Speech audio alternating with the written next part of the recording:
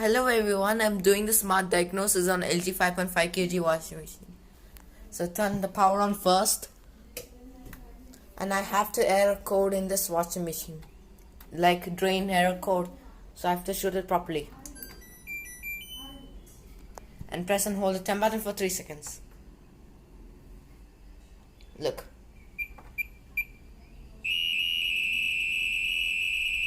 It shoots the error code, so you can hear the sound of the error code disappears. So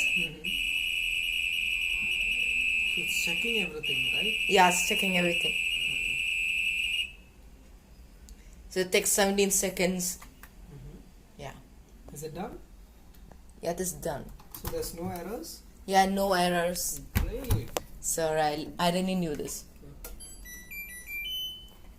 So I have one more thing, this one. Okay, so thanks for watching.